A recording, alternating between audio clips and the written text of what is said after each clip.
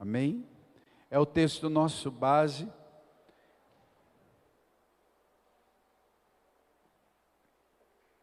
Eu quero dar continuidade à palavra de domingo passado, amém? Que eu comecei falando sobre as armas, as ferramentas espirituais, as armas espirituais que o Senhor nos dá. Semana passada eu falei sobre o cajado, sobre a trombeta, sobre o manto e sobre a pedra. Eu queria que a gente lesse aqui e a gente continuasse mais algumas armas. Mas vamos ler esse texto primeiro, 2 Coríntios 10, verso 4. Diz assim: porque as armas da nossa milícia não são carnais, mas poderosas em Deus, para destruir fortalezas. Destruímos raciocínios facciosos e toda arrogância que se levanta contra o conhecimento de Deus, e levamos cativo todo pensamento à obediência de Cristo, porque as armas da nossa milícia não são carnais.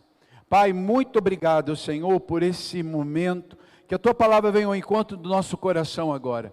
Ministra sobre nós, ó Deus, venha falar, venha tocar, venha alinhar a nossa vida. Venha, Senhor Deus, poderosamente falar conosco agora.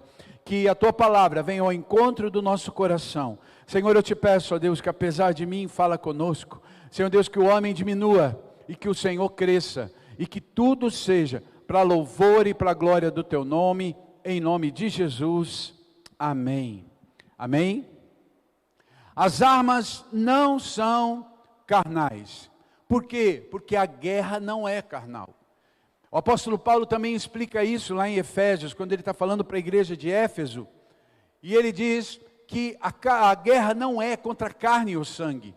A guerra é espiritual. É contra o que está agindo atrás, é contra o que está movendo atrás. E nós precisamos que o Senhor nos dê discernimento nesses níveis de guerra. Porque muitas vezes nós entramos nessas guerras e começamos a lutar com a carne, com a pessoa, com o sangue, com a carne e o sangue. E aí nós perdemos. Porque pior do que usar uma arma errada é usar a arma contra o inimigo errado. É atacar aquele que não é o inimigo, ou não é aquele que é o principal, aquele que está ali, é o que está agindo atrás, é o que está movendo atrás. E Deus, Ele sabe disso, e Ele nos capacita com armas espirituais. Semana passada, como eu disse, eu falei de algumas armas, e eu quero hoje falar de mais 3 armas, naquilo que o Senhor vai nos capacitando a entender. E as armas de Deus, elas são loucuras para nós. Por quê? Porque Deus pega as coisas loucas desse mundo para confundir as coisas sábias. Ele pega aquelas coisas que a gente olha e fala, não é possível Deus fazer, e Deus faz. Por quê? Porque Deus gosta de fazer isso. Porque Ele é Deus. Porque Ele é Deus. Quando o apóstolo Paulo, ele descreve a armadura, lá em Efésios, ele vai falando sobre o cinto, sobre a couraça, sobre o capacete, sobre o escudo, a espada, ele vai explicando cada um deles, as sandálias, ele vai trazendo a figura do soldado romano, aquele que ele estava vendo, aquele que ele via, e ele vai descrevendo as armas, todas as peças, e ele vai fazendo ali. Parece que ele está trazendo algo natural, mas não, cada peça daquela, ele traz para o lado espiritual, explicando a espada que ele está usando, naturalmente vendo, é uma arma de ataque como uma arma de defesa, mas ele fala, não é a espada em si, mas a espada representa a palavra de Deus, e assim ele fala do escudo. Ele fala o escudo que defende sobre os dardos, sobre as flechas. Ele fala o escudo é o escudo da fé, que se defende contra os dardos inflamados do maligno. Ele vai mostrando algo natural, mas ele fala, a guerra não é contra isso, não são essas armas, mas são sobre aquilo que o Espírito Santo traz a revelação e mostra para nós. E nós temos que olhar para a palavra de Deus e entender que a palavra do Senhor, ela é profética, ela tem nuances, ela vai ter momentos, ela vai ter detalhes que revelam. Uma das coisas que eu sempre falei nas aulas, e eu falo muito disso, que são nos detalhes que a gente vê o profético. Às vezes você está lendo a palavra de Deus, você olha aquilo que Deus fala, aquilo que Deus está fazendo, até nos milagres, né, de Jesus. E é maravilhoso você ver um milagre. Mas quando você entende o que está atrás daquilo, profeticamente, nos detalhes que o Senhor está dizendo, aquele milagre, que já é lindo, que já é poderoso, se torna algo tremendo. É como se desse uma explosão e aquilo se torna muito maior. Porque a palavra de Deus, quando ela se revela a nós, é como se tivesse uma explosão dentro da gente. Eu não sei para você, mas para mim é assim. Quando a palavra de Deus eu estou lendo, e é algo que o Senhor traz, uma revelação profética, parece que aquilo pula dentro de mim. Parece que aquilo explode dentro de mim. E aquilo fica dentro do meu coração por muitos dias. Outro dia eu vi uma reportagem sobre bombas, né, atômicas que se lançam. E quando a bomba é lançada e ela explode, a poeira fica por anos no ar. E quando eu leio a palavra de Deus, e Deus me traz uma revelação, a impressão que eu tenho é que explodiu algo em mim. E durante anos, aquela poeira daquela explosão do Espírito Santo ainda está no meu espírito. Eu fico com aquilo dentro de mim, aquilo parece que está dentro do meu coração, e eu vivo, e eu quero aquela presença, e eu vivo aquela revelação da palavra. Sabe, irmãos, isso tem que explodir dentro da gente todo dia. Você precisa ter a palavra de Deus todo dia, para que a revelação venha sobre você. Para que você entenda aquilo que o Espírito Santo está revelando para nós. Isso são armas que Deus vai nos dando, amém, irmãos? E ela tem que ser uma verdade, tem que ser algo tremendo, tem que ser algo poderoso. Nós estamos lendo aí, né? Alguns irmãos estão lendo, estão seguindo o cronograma da leitura da Bíblia desse ano. Isso é maravilhoso, você ler a Bíblia. Porque as armas das nossa milícia não são carnais, são espirituais. E o Senhor vai nos surpreender com isso. Amém? E eu quero hoje começar continuar, né? Sobre isso. Eu quero que você abra a tua Bíblia em Isaías 38, verso 21. Eu não vou ficar lendo todos os textos, para nós não perdermos muito tempo. Mas eu vou citá-los para você. Isaías 38, 21.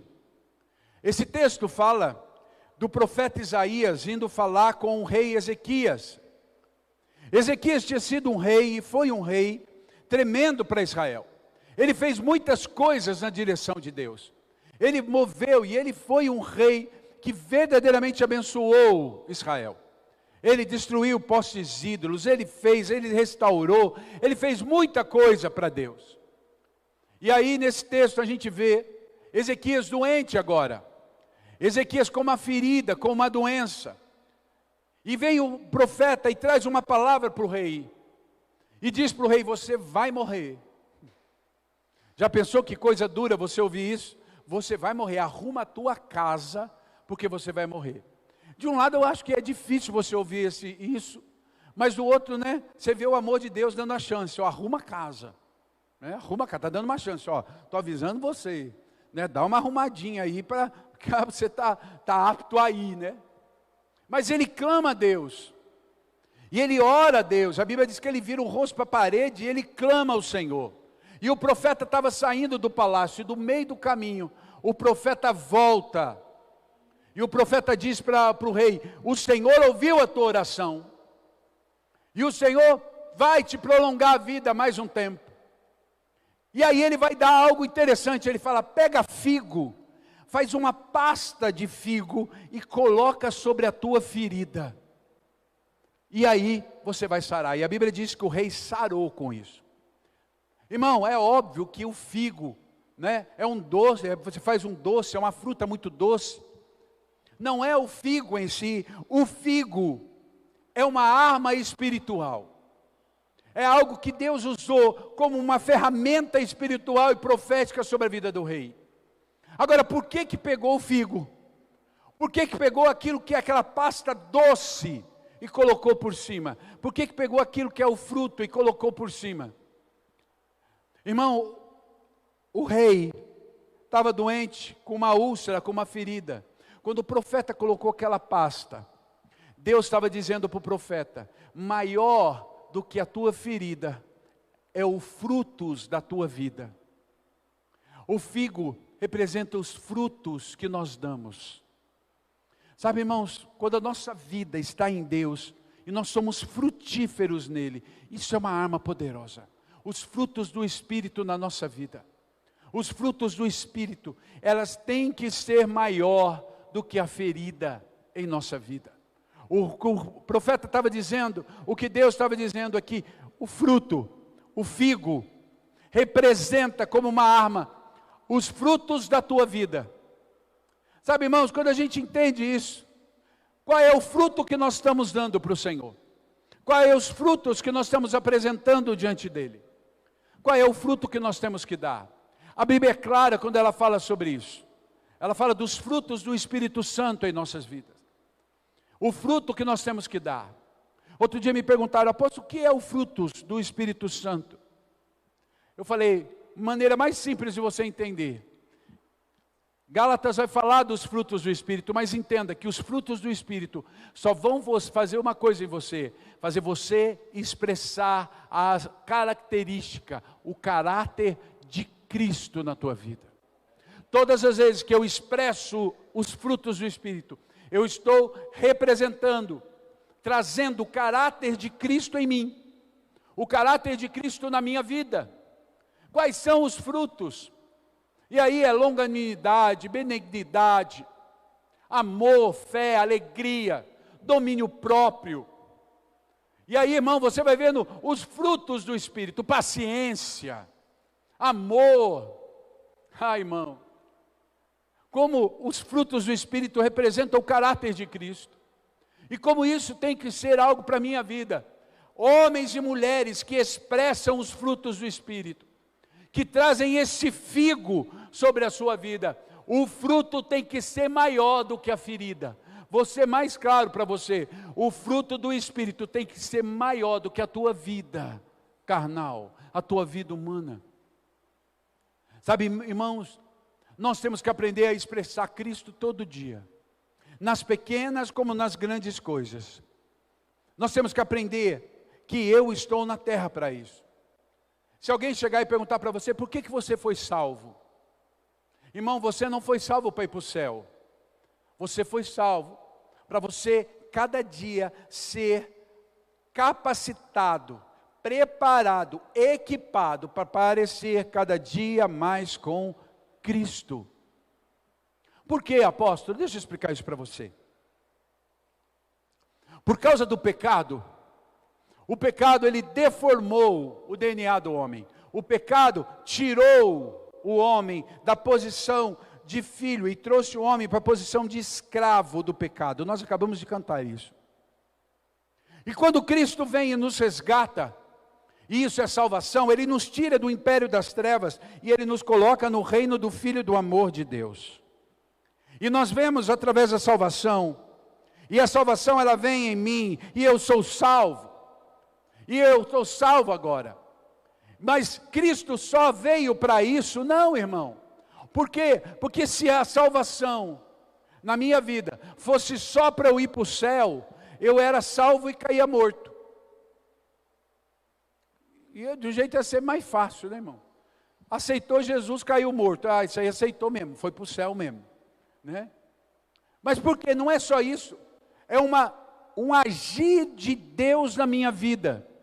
Um transformar da minha vida a cada dia, para eu retornar à posição que o Senhor me deu. Qual é? Ser filho.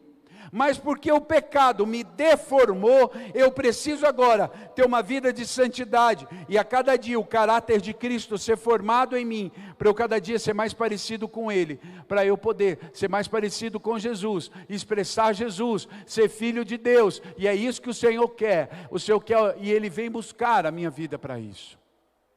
Então cada dia eu vou sendo formado nisso, cada dia o Senhor vai trabalhando a minha vida. Por isso que dar fruto é algo tão difícil para nós, porque é um alinhar do DNA de novo, é uma mudança do meu DNA de pecado, para um DNA em Cristo Jesus, agora limpo e restaurado. Só que é um transformar a cada dia, um mudar a cada dia, e cada dia eu ia ali. Então essa transformação, essa mudança, sabe, irmãos, e isso fere, Mas quando a pasta de figo vem, ela sara e ela me faz ser mais parecido. Eu agi de uma maneira com falta de paciência. Eu não tive paciência, eu não tive longanimidade, e aquilo fez uma ferida em mim. Mas quando eu busco ao Senhor, e eu peço, Senhor, que o fruto do Espírito venha em mim, o Senhor me dá uma arma que vai me curar, vai curar aquela ferida. É o fruto do Espírito, é a pasta de figo, e aquilo vai, e eu aprendo com aquela situação, e eu aprendo a ter paciência, eu sou sarado com isso, eu fico mais parecido com Jesus. Por isso que o figo representa essa cura, mas representa também o fruto do Espírito, a mudança da minha vida a cada dia. Isso também, você pode falar, apóstolo, isso não é santidade? Sim, irmão, é a santificação, é o processo que eu vou crescendo. Irmão, eu tenho que ser mais santo hoje do que eu fui ontem, e tenho que ser menos santo do que eu vou ser amanhã. Porque eu vou mudando, eu vou crescendo em santidade, vou crescendo. A Bíblia diz, irmão, que salvação é porta, mas santidade é caminho. Eu entro pela porta, mas eu vou crescendo a cada dia, e Deus tem que me dar a pasta de figo em áreas da minha vida, em que eu vou sendo curado. Por isso que a pasta de figo, ela representa, é uma arma espiritual, que cura a minha vida, e me ajuda nas minhas guerras, porque à medida que eu vou sendo curado, eu vou crescendo. Quem está entendendo isso? Então eu preciso ter isso na minha vida. Eu perdi a paciência, ou eu não tive domínio próprio numa situação. E essa é uma das áreas mais difíceis de se lidar, o domínio próprio. Por quê? Irmão, olha aqui para mim, deixa eu falar um pouquinho sobre isso. Domínio próprio, para você poder entender o que é ter o governo da sua vida. É ter o domínio, o governo da minha mente e da minha vida. Uma pessoa que se governa, ela não se deixa levar por qualquer coisa. Ela se equilibra, ela se governa. Uma pessoa desequilibrada é uma pessoa que já perdeu o domínio próprio. Ela já perdeu o domínio dela mesma. Ela se desgovernou. Quando eu tenho domínio próprio, quando eu deixo e tenho domínio disso, eu vou andar e vou frutificar, e eu vou dar a característica, eu vou ter o caráter de Cristo em mim sobre o domínio próprio. Por isso é uma das áreas mais difíceis de se lidar. Por isso é tão difícil. Irmão, quando eu leio a palavra de Deus, eu fico imaginando como Jesus tinha isso na vida dele. Irmão, não era fácil lidar com o fariseu. Não era fácil lidar com aquele povo que todo momento ficava colocando Jesus à prova. Todo momento. A grande maioria dos milagres que a Bíblia relata de Jesus eram testes que os fariseus faziam. A Bíblia é clara quando ela fala isso, ela fala assim, os fariseus colocaram aquela pessoa ali no sábado para ver se Jesus ia curar. Colocaram aquele outro dentro do templo para ver se Jesus ia curar. Todo momento Jesus está sendo testado no seu domínio próprio, testado na sua paciência. Todo momento ele estava ali, e é incrível como Jesus se movia no Espírito, como Jesus não se deixava levar pelas circunstâncias, mas ele tinha domínio próprio, ele não se deixava ferir, mas ele era o próprio figo de cura. Nós precisamos aprender a ser assim. Nós precisamos. Quando a gente fala disso, a pessoa já vira para você e fala assim, é tão difícil, né? Por isso é o Espírito Santo que vai estar com a gente. Porque se não for o Espírito, você não faz nada. Você aguenta uma, aguenta duas. Irmão, quem, se não for o Espírito de Deus, aguenta levar um tapa na cara e virar outra face? Mas é bíblico. Mas faz isso sem ter Jesus. Sem o Espírito estar ali. Bateu, levou. A gente vai lá para o Velho Testamento, né? Olho por olho e dente por dente. Furou meus olhos, eu furo os dois seus. Tirou um dente, eu arranco a dentadura inteira. Porque comigo é assim, eu não levo desaforo para fora. Vai embora. Comigo é desse jeito. Ei, governe a sua vida. Domínio próprio. Fulano tira a minha paciência. Ei, vou dar uma dica para você. Fulano tira a paciência sua? Tira. Vou dizer uma coisa, esse fulano é instrumento de Deus na sua vida. Por quê? Porque Deus está testando o seu domínio próprio. Aí tem gente que eu tenho vontade de brincar de roxinho, pegar no pescoço e ir apertando até ficar roxo. Ficou roxinho, aí eu solto. Aí o Senhor fala, não é assim não, é amar. É dar fruto. Deixa o figo ser uma arma profética para você. Aconteceu alguma situação, Senhor, faz o fruto agora. Trata a minha vida, não deixa a ferida em mim, mas que o fruto venha, que essa arma venha, para que eu possa vencer essa guerra. Amém, irmão? Quem está entendendo isso? Isso é uma arma. Isso é uma arma. Outra arma que eu quero trazer para você nessa noite. Está lá em João capítulo 9, verso 6. João 9 é uma das passagens mais lindas, dos milagres mais tremendos de Jesus. É o cego de nascença. Jesus estava vindo andando com os seus discípulos, e de repente, os discípulos viram para Jesus e falam, mestre, está vendo aquele homem ali? Ele é cego de nascença. Senhor, quem que pecou? Foi ele ou foi o pai? Por quê? Porque havia dentro de Israel uma cultura, uma lenda urbana, que o próprio Deus já tinha chamado a atenção lá no Velho Testamento. Sobre o quê? Porque eles diziam que quando o pai pecava, havia pecados que o pai tinha pecado, e a consequência do pecado vinha no filho. Isso era coisa de fariseu, a Bíblia nunca disse isso.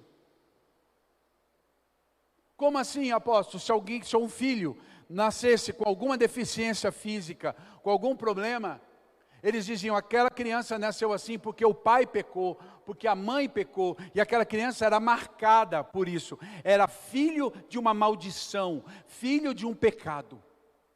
Por isso eles não deixavam nem entrar no templo. Por isso era maldição para uma família ter algum deficiente dentro de casa. Por isso que se tivesse alguma deficiência, a grande maioria eles botavam para fora e se tornavam mendigos. Iriam viver da caridade das pessoas. Porque ninguém queria ter um deficiente em casa. Quando aqueles discípulos olham para aquele homem e perguntam para Jesus, quem que pecou, Senhor? Foi ele ou foi o pai? Esse é um dos milagres de Jesus, em que o cego não vai até Jesus, é o Jesus que chama. E Jesus fala, traga ele aqui. E Jesus, não foi ele nem o pai que pecou. Mas é a glória de Deus que vai se manifestar na vida dele. E eu acho isso maravilhoso, a resposta de Jesus. Jesus estava dizendo, não tem nada disso. Consequências, situações da nossa vida, que acontecem para nós, é que a glória de Deus vai se manifestar. Você vai dizer, era da vontade de Deus que aquela pessoa nascesse assim? Claro que não. Mas aquilo é fruto de pecado, e não do pecado do pai, da mãe, mas isso é fruto de pecado lá, do DNA torto, do DNA tocado pelo pecado. E Jesus fala, não foi ninguém, mas a glória de Deus vai se manifestar. E Jesus vai fazer algo tremendo.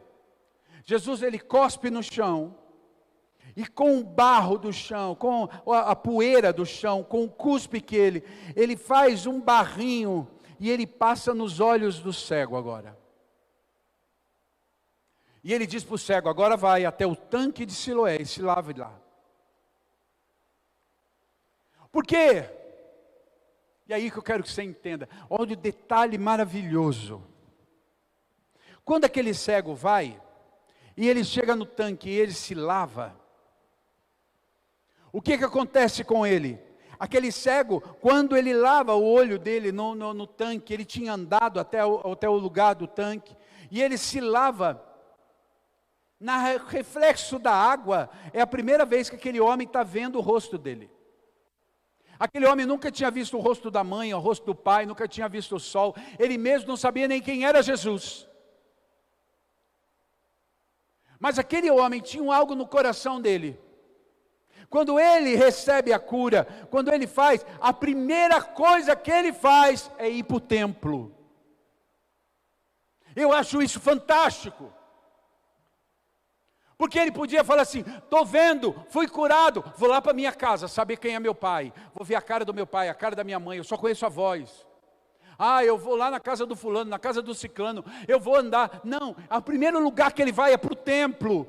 Irmãos, nós precisamos aprender isso. A igreja, a casa de Deus, é o primeiro lugar que eu tenho que ir. Quando eu recebo a bênção, quando eu recebo o milagre, é na casa de Deus que eu tenho que ir. É aqui. Sabe, irmãos, nós precisamos aprender que a casa de Deus é a minha casa, é onde eu vou, é o primeiro lugar. Se eu estou triste, é na casa de Deus. Se eu estou alegre, é na casa de Deus. Se eu estou ansioso, é na casa de Deus. Se eu estou deprimido, é na casa de Deus. Se eu estou dando festa, é na casa de Deus. É aqui, é o primeiro lugar. Meus olhos se abriram, eu fui cego, agora eu estou vendo. Mas o primeiro lugar que eu vou é na casa de Deus. E aquele homem vai. E sabe o que é interessante? As pessoas olham para ele e começam a dizer assim: esse aí não é aquele cego? Aí uns dizem assim: não é não. Outro diz: ele parece. E outro fala: é parecido. E ele vai dizendo: sou eu mesmo. Agora, por que as pessoas não reconheciam o cego? E aí que o milagre se torna tremendo.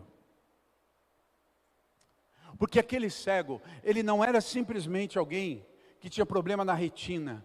Aquele cego, ele não tinha o globo ocular. Eu não sei se você já viu pessoas que nascem sem essa parte, sem o globo ocular, sem essa parte toda dos olhos, não tem olho. Aqui é fundo. Fundo. O rosto se torna deformado, fica para dentro. Alguém já viu gente assim, pessoas assim? Irmão, por que Jesus fez o barro? Porque o homem foi feito do barro. O homem foi criado do barro. Com a palavra de Deus. O DNA do Senhor Jesus estava na saliva. Quando ele cospe no chão, é a saliva criadora, do Deus criador, é a palavra, é o verbo vivo. João fala lá, em João capítulo 1, verso 1, no princípio era o verbo estava com Deus, o verbo era Deus, o próprio Jesus era o verbo. Quando ele fala, quando ele traz o DNA dele misturado no pó, e o Senhor vem e coloca nos olhos. Por que o Senhor fala para o cego, vai até o tanque? Porque dali, onde Jesus colocou o barro, até o tanque, o barro foi criando o olho naquele homem. E o rosto dele, que era deformado, que era atrofiado, começa a criar e a formar, e ele vai formando o rosto. Por isso que as pessoas olhavam para ele e falam, parece, mas será que é? O próprio pai e mãe olham para ele e falam assim, será que é? E o pai e a mãe, não é nosso filho sim, mas está diferente. Irmão, aquele barro traz e cria algo. Aquele barro, o Senhor estava dizendo, não importa o pecado, não importa a condição de pecado, quando eu trago barro que restitui, é o perdão que Deus dá para nós. Irmão, barro é perdão. Barro é perdão. Quando Jeremias olha, lá em Jeremias 17, e o oleiro está fazendo barro, está fazendo no barro, ele começa a fazer o vaso. E a Bíblia diz que o vaso fica feio, o vaso se quebra, o oleiro volta o barro e faz um vaso novo. E o Senhor está dizendo, assim eu fiz com Israel. O que Deus estava dizendo? Israel era um vaso, mas pecou, trincou, rachou por causa do pecado. Mas eu perdoo agora, e eu faço de novo do barro um vaso novo. Barro é perdão. Quem está entendendo isso? É perdão.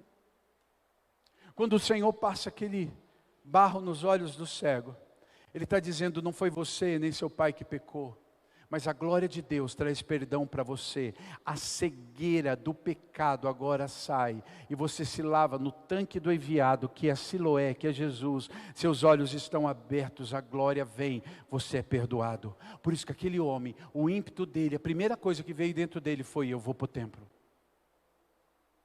Pessoas perdoadas que entendem o perdão de Deus, entendem o que é a casa de Deus para ela. Barro é perdão. Sabe, irmãos, toda vez que eu passo barro, que eu uso barro como arma profética, eu estou gerando perdão, eu estou criando. E entenda que barro é criar coisa nova. Eu preciso aprender a usar o barro em relacionamentos. Fulano brigou comigo, fulano foi uma situação, ai, foi tão difícil, aí eu preciso perdoar fulano. Deixa Deus trazer barro, criar novo, usar você como instrumento. Deus vai criar para a glória dele a restauração necessária. Barro é perdão. Barro é uma arma profética. Presta atenção, irmão, e nós temos que ter uma consciência muito clara disso. Muito clara. Se eu não perdoo, eu não entendo o que é perdão. E se eu não entendo o que é perdão, é sinal que eu não sou salvo. O apóstolo João, nas suas cartas, ele fala disso. Quem não perdoa, não foi perdoado. Se eu não fui perdoado, se eu não entendi o perdão, eu não sou salvo. Em outras palavras, para ser mais claro, quem não perdoa, não é salvo. Ah, mas eu conheço a Jesus, Jesus conhece meu coração. Por isso mesmo, irmão. Claro, irmão, que perdão é uma decisão, não é um sentimento. Perdão é decisão, por isso é o barro. Jesus, ele decidiu curar aquele cego. Não foi o cego que pediu, mas foi ele que decidiu curar. Em momento nenhum os discípulos falaram: Senhor, cura o cego. Não, eles perguntaram: Senhor, quem que pegou? Foi o cego ou foi o pai dele? E Jesus disse: traz o cego aqui que eu vou mostrar para vocês quem foi. Porque Jesus decidiu curá-lo. Por isso que não foi o cego que pediu, mas foi Jesus que decidiu, porque perdão é decisão. É o mesmo que amor. Amor é decisão. Eu decido perdoar. Eu me posiciono para perdoar. Eu vou perdoar. Perdão não é amnésia. Não é apagar da cabeça. Perdão é lembrar. Mas não doer. Eu acho lindo esse cego. Quando os fariseus vêm falar com ele. Diz: quem que te curou? Ele falou: eu não sei quem foi. Eu não sei o nome dele. Eu só sei de uma coisa: que eu estou curado. Eu acho isso lindo. Quem te curou? Não sei o nome dele. Eu só sei de uma coisa: eu estou curado. Perdão é isso. Eu não lembro mais. Eu não sei o que foi. Eu só sei de uma coisa: eu perdoei. Eu liberei. Foi. Você era o cego? Eu era cego. Eu era cego de nascença, eu sentava na beira do caminho, eu ficava pedindo esmola, eu não tinha futuro nenhum, eu não tinha nada, eu estava perdido, meu futuro era morrer mendigo. Mas um dia, o barro veio e restaurou a minha vida. Qual era a minha vida? Minha vida era ficar lá, sofrendo, sem perdoar. Meu destino era ser um mendigo, porque quem não perdoa é um mendigo emocionalmente. Mas quando o barro chegou, minha vida foi restaurada. Eu saí daquela condição e eu voltei. E eu agora sou restaurado. Barro é uma arma espiritual poderosa. Poderosa.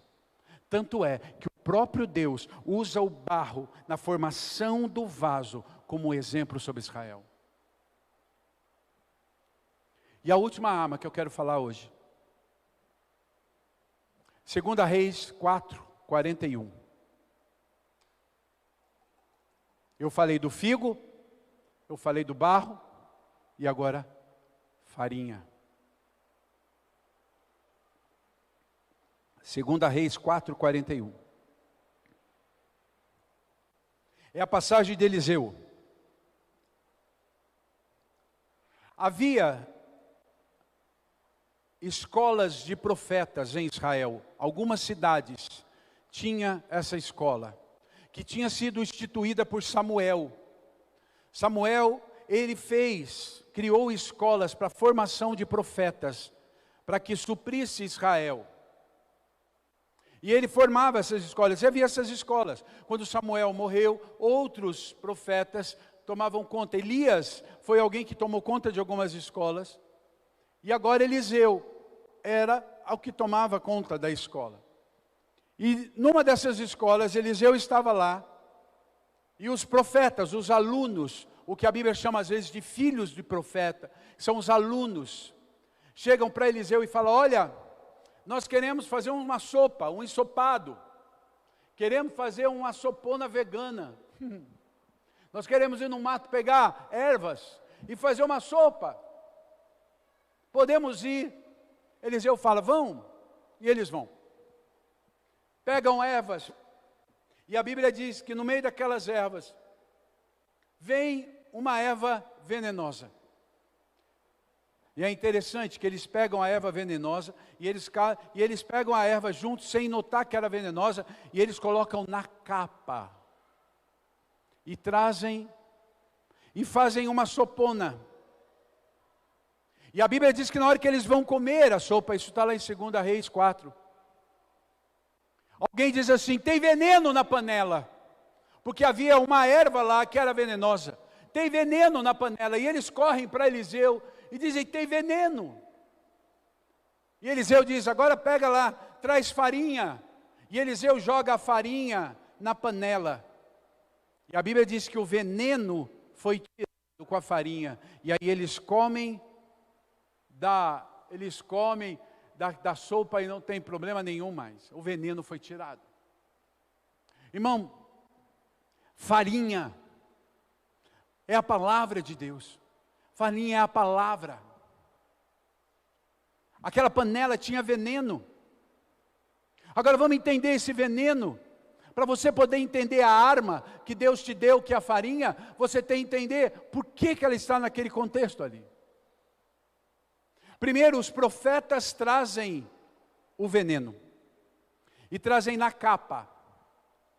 Capa, na palavra de Deus, fala da vida, daquilo que era o conceito natural da vida.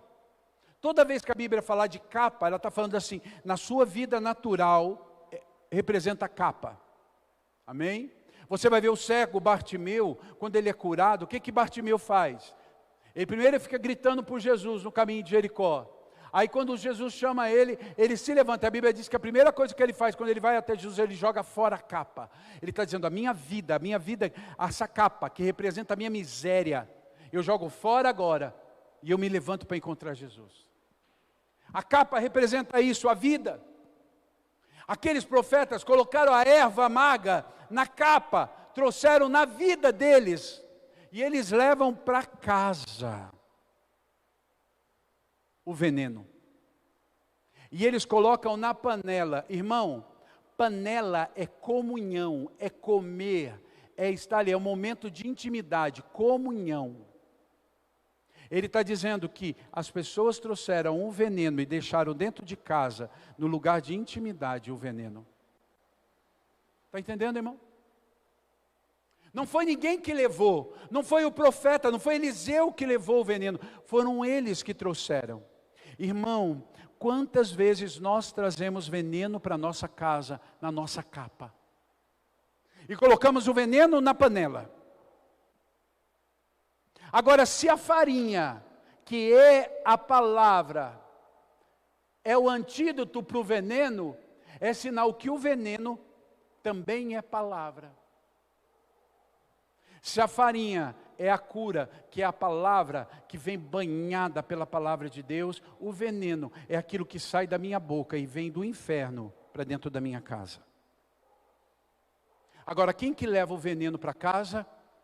Você, eu, quando abro a minha boca, dentro de casa, fora da direção, na intimidade, na panela. Na panela. Há morte na panela, há veneno na panela. Irmão, sabe uma das coisas que me assusta com isso? É que eu vejo muitas vezes as pessoas que não têm noção daquilo que estão levando para dentro de casa com a sua própria boca. Que abrem a boca e levam veneno. Eu fico às vezes assombrado com o nível de veneno que se leva. Eu não vou falar de televisão, não vou falar de internet, isso aí já é, não preciso nem falar nisso. Eu estou dizendo a nossa boca, coisas que a gente fala, coisas que a gente libera, coisas que a gente fala, coisas que a gente vai dizendo. Veneno que entra dentro de casa. Irmão, na hora da briga, como eu falei do figo, né? Quando o fruto não se manifesta, o domínio próprio vai para o beleléu, e a pessoa abre a boca e começa a jogar veneno dentro de casa. Outro dia, uma pessoa falou, aquele desgraçado. Se uma pessoa soubesse o que significa você chamar outro de desgraçado, desgraçado é você dizer, não tem a graça de Deus, que é destinado ao inferno.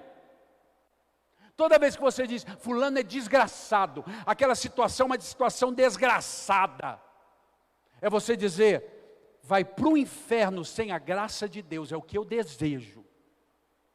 E às vezes dentro de casa, eu vejo marido, mulher, vejo falando às vezes um para o outro, às vezes para o filho, às vezes para o patrão, dentro de casa, no meio da panela, aquele desgraçado, ai, aquela mulher é uma desgraçada. Ai, irmão, eu fico imaginando Deus olhando essa situação. Eu fico imaginando Deus olhando a casa e falando, sentar à mesa. Mesa é lugar de comunhão, mesa é lugar de repartir. Mesa é uma intimidade. Panela é você estar ali na intimidade, comer junto. Tem que ter Não leva veneno não. Tem morte. Tem morte.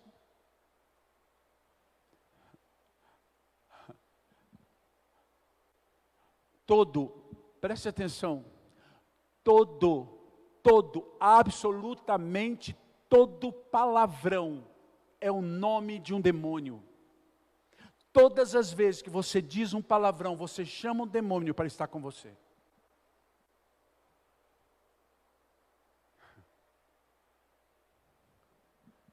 Ah, mas na hora da raiva, apóstolo, sai.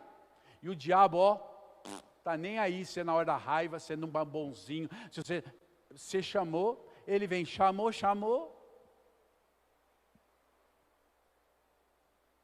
Às vezes, irmãos, há um tempo atrás, eu estava orando por uma família, que o veneno, a panela estava tão fervida, tinha tanto veneno que já estava até saindo para fora. Assim. Sabe quando o leite derrama? Estava daquele jeito. Não era só na panela, já estava tocando tudo, de tanto veneno que tinha. E eu orando, e falei, Senhor, vai, visita aquela casa, entra naquela família, entra ali, Senhor, tal. E eu falei, Senhor, manda os teus anjos. Aí Deus me mostrou.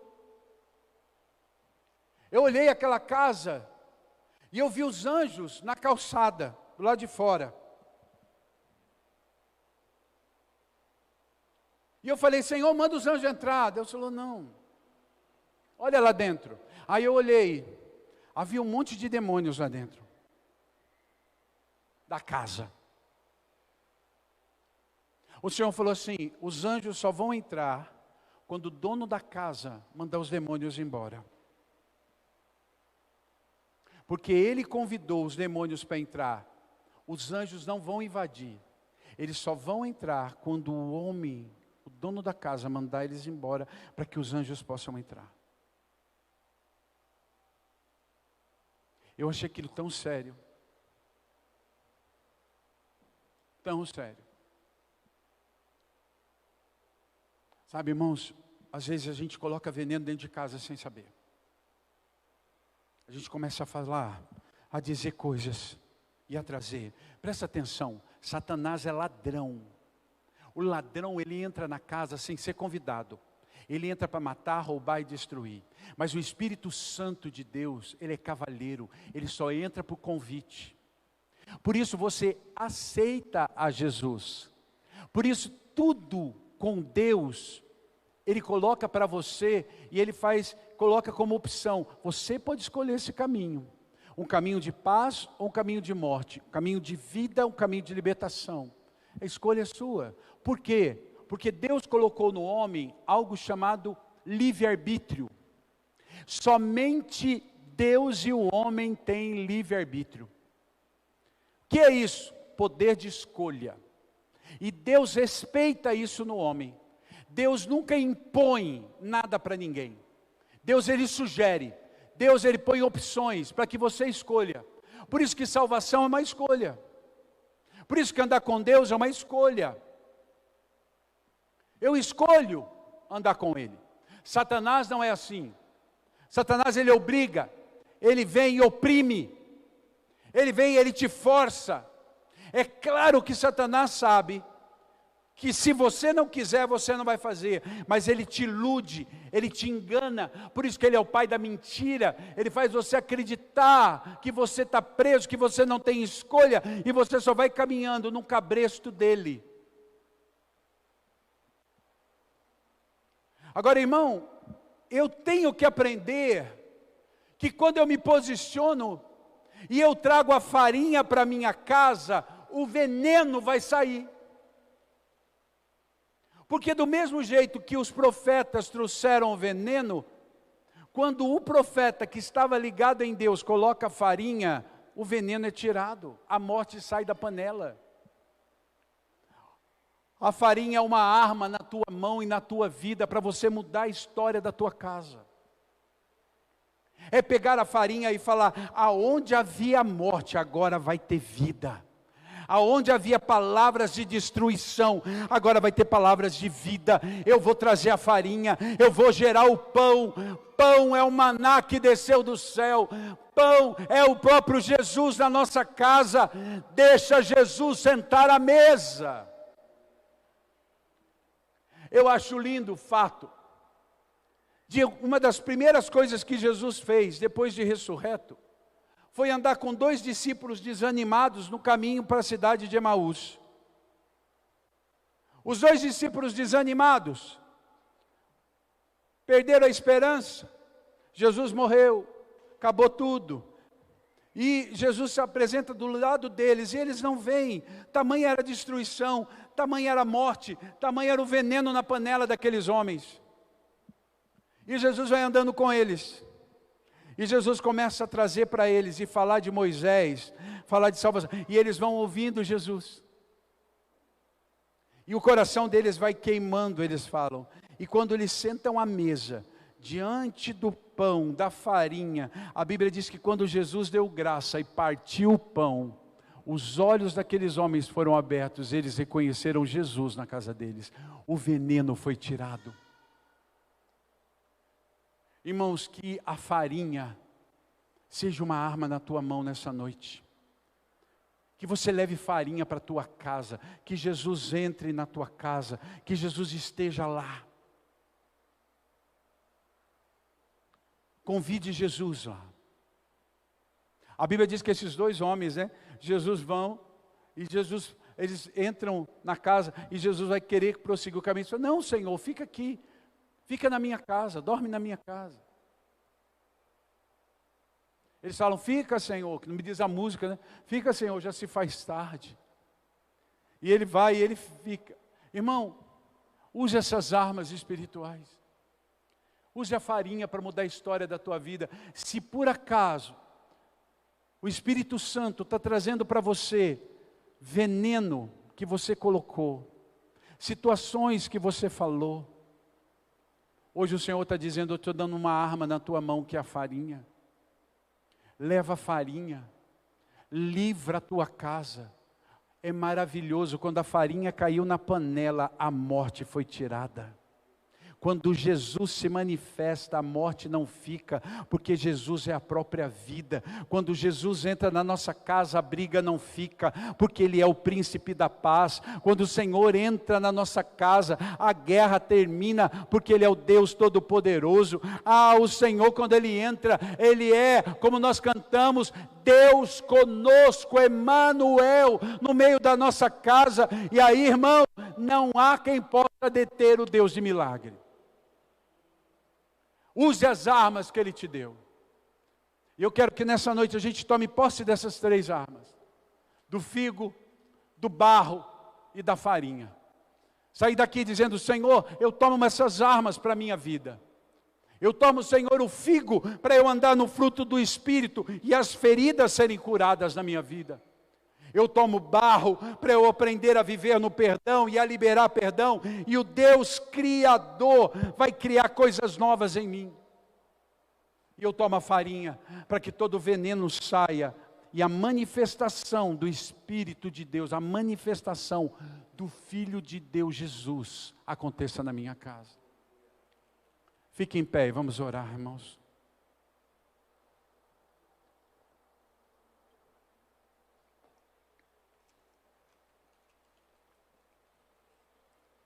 Espírito Santo de Deus, eu quero te pedir agora que o Senhor venha capacitar as nossas vidas e venha tomar as nossas vidas agora. Venha tomar. Fale para Ele. Diga: Senhor, eu preciso do figo, eu preciso do barro, eu preciso da farinha. São armas espirituais, porque a minha guerra não é contra carne e sangue. A minha guerra, Senhor Deus, são nas regiões celestes, são contra, Senhor, principados e potestades. Senhor, é contra, Pai. Senhor, eu preciso que o Senhor me dê discernimento nessa guerra. Mas eu tomo agora, Senhor, nós tomamos agora essas armas. Libera sobre o teu povo agora, Senhor. Pai, ajuda-nos a sair daqui com a pasta de figo. Senhor, gera em nós isso. Nós tomamos isso como arma, tomamos o barro como arma, tomamos a farinha como armas espirituais. Senhor, eu te peço, ó Deus, toca a vida dos teus filhos agora. Visita a casa de cada um, a família de cada um. Visita o coração dos teus filhos agora, gerando, ó Deus, um alinhamento para esse nível de guerra. Troca as armas espirituais, mostra e dá discernimento, Senhor.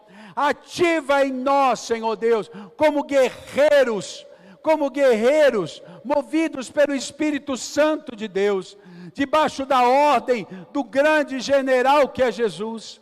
Toma, Senhor Deus, a frente da batalha. Ajuda-nos, Senhor, com essas armas de guerra, a mover o céu, a gerar sobre nossas vidas. Erga a tua mão, querido. Pai, eu te peço, dê agora o figo, o barro e a farinha na mão dos teus filhos. Coloca sobre eles, Pai, essa palavra e essa verdade. Pai, que verdadeiramente saiamos aqui equipados, preparados para esse novo nível, Senhor. Pai, que as nossas guerras sejam vencidas poderosamente, porque o Senhor já venceu na cruz. Pai, nós já somos mais que vencedores. Então nos ajude a caminhar nessa verdade poderosa e tremenda. Pai, que o Senhor já venceu e nós vencemos com o Senhor, usando as armas corretas, de maneira correta, e tudo seja para louvor e para a glória do teu nome, em nome de Jesus. Diga assim: eu tomo as armas nessa noite, eu tomo essas armas e eu saio daqui equipado para louvor e glória do nome de Jesus. Se você crê, aplauda esse Deus. Aleluia, glória a Deus. Olha para o irmão e diz para ele: você está saindo